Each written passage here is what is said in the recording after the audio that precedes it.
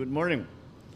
Sa mga nakaraang taon, naging bahagi na ng karaniwang biyahe nito sa Kalakang, Maynila at mga karatig probinsya ang paggamit ng yung RFID. Malinaw ang layunin nito, mapabilis ang daloy ng trapiko sa mga toll gate. At totoo naman, malaki ang tulong nito. Ngunit hindi natin may kaila ang nagdudulot din ng dalawang RFID systems na kalituhan. Kapag dumaan ka ng Skyway o T-Plex, AutoSweep ang gagamitin mo. Kapag naman NLEX o EasyTex, EasyTrip naman. Ibig sabihin, dalawang card, dalawang account, dalawang load sa bawat biyahe. Minsan pa, nalagyan mo ng load yung NLEX, kaso nalimutan mo yung T-Plex. Resulta, pipila ka sa bayaran. Sayang sa oras, bawas sa oras na para sana sa pasyal, sa bonding sa pamilya at sa trabaho. Nakikinig tayo sa hinain ng ating mga kababayan. Kaya naman, pinag-aralan natin ang problema at nakahanap tayo ng magandang solusyon. Simula ngayon, iisang RFID sticker na lang ang kailangan para sa mga toll expressway natin sa buong Luzon.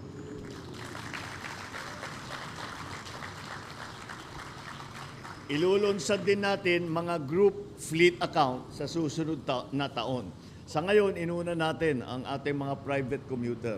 Kaya isusunod na lang natin yung mga fleet accounts, which I am reliably informed comprises a very small minority of the total traffic that we are trying to ease.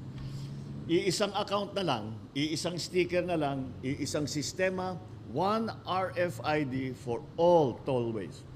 Hindi mo na kailangan mag-alala kung tama ang account mo o na-loadan mo. Maganda pa rito, libre ang registration. Walang bayad. Higit sa lahat, nasa inyo kung mag-register kayo dito. Optional po ito. Kung hindi nyo naman nagagamit ang isang sistema, ay set up na, bahala kayo kung ano yung kailangan ninyo. Kung kailangan niyo yung dalawang sistema na ipagsama, nandyan ang option. Kung hindi niyo naman ginagamit ang isang sistema, manatili kayo dun sa inyong pang-araw-araw na pangangailangan. Ngunit, kung ninanais nyo ng mas simple na pinagsamang account, pwede na. Ginawa nating madali. Abot kamay, hassle-free ang buong proseso.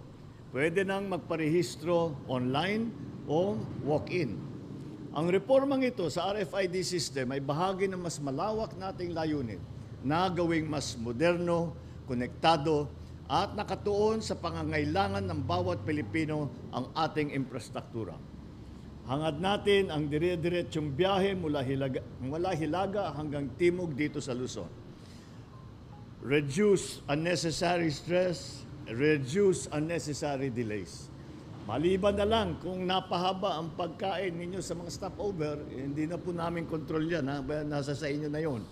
This project has been made possible because of the continued trust, commitment, and flexibility of our partner concessionaires, the operators, and ETC RFID providers. Years of consultation and cooperation with the DOTR and the Toll Regulatory Board have finally led us to a unified system that responds to the real needs of our motorists. And true to the spirit of public service, you worked hand in hand not because you needed to, but because you wanted to make sure that the travel for all Filipinos is made easier. This is a true Filipino spirit, one of unity, bayanihan, and pakikipagkapwa.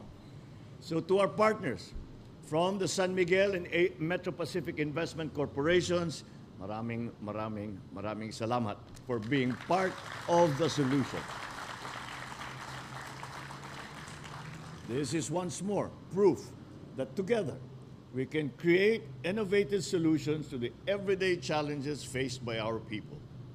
Muli, isang paalala para sa ating mga biyahero at motorista.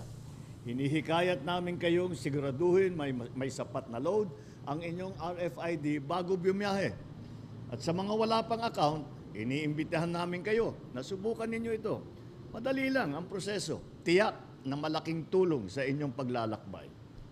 Mga kababayan, patuloy po nating pinapahusay ang ating transport system. Mas gaganda pa po ito kung magtutulungan tayong lahat. Kaya tuloy-tuloy ang kooperasyon at disiplina sa kalsada. Maraming salamat. Mabuhay tayong lahat. Mabuhay ang bagong Pilipinas. Thank you, Mr. President. That concludes our short program. Thank you, Mr. President, for gracing the launching of the Toll Collection System Interoperability Project, One RFID All Tollways.